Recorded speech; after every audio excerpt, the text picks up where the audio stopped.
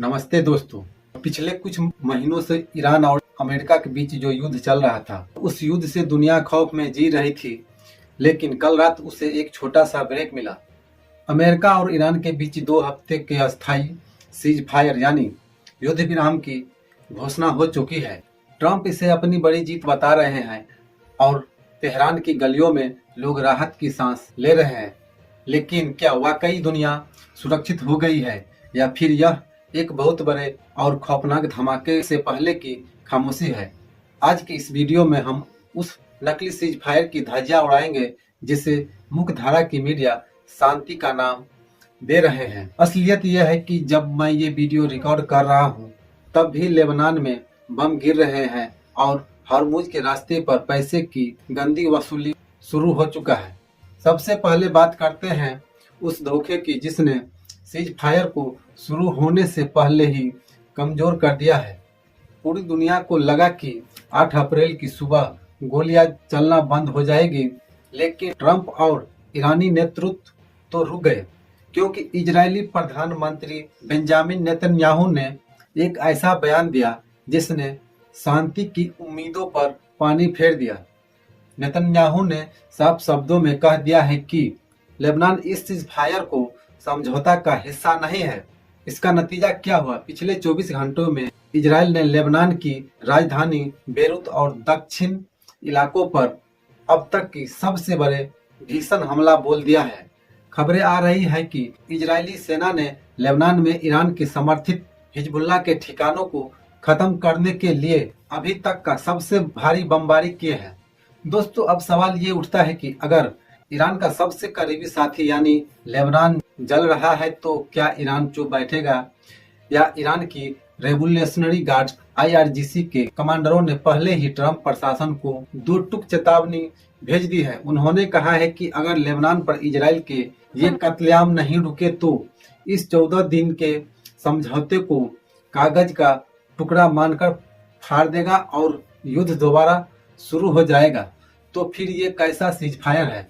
एक तरफ आप मेज पर बैठ के शांति की बात कर रहे हैं और दूसरी तरफ आपके साथी देश में बम बरसा रहे हैं। जानकारों का मानना है कि अमेरिका ने यह सीज फायर सिर्फ इसलिए किया है कि ताकि वो अपनी सेना को फिर से संगठित कर सके और अपने हथियारों का स्टॉक भर सके।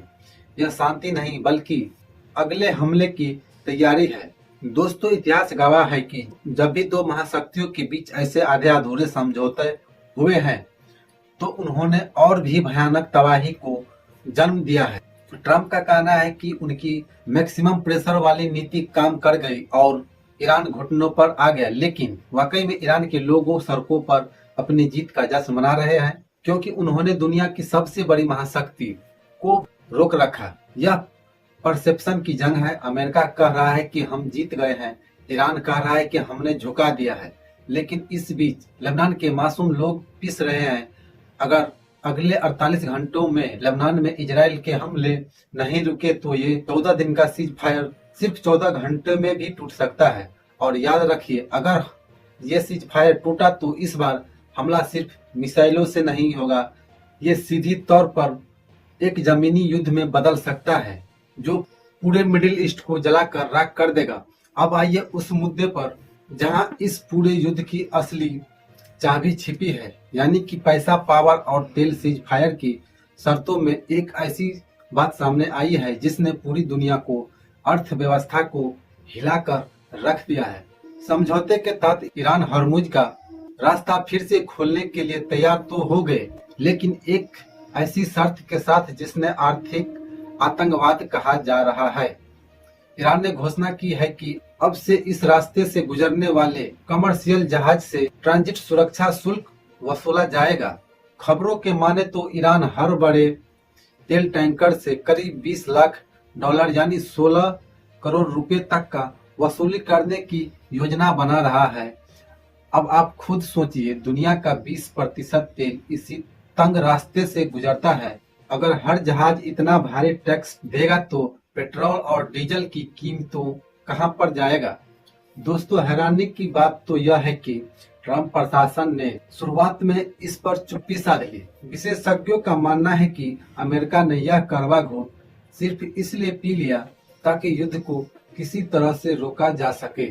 लेकिन ये कैसा समझौता है जहां आप एक देश को दुनिया की लाइफलाइन पर टैक्स वसूलने का हक देते हैं और अंतर्राष्ट्रीय कानून के हिसाब से ये समुद्री रास्ते सबके लिए आजाद होना चाहिए। लेकिन ईरान ने युद्ध की आड़ में इस नियम को ही बदल दिया है। वह कह रहा है कि युद्ध में हुए नुकसान को भी भरपाई वह इसी टैक्स से करेगा। यह सीधे तौर पर दुनिया की जेब पर डाका डालने जैसा है।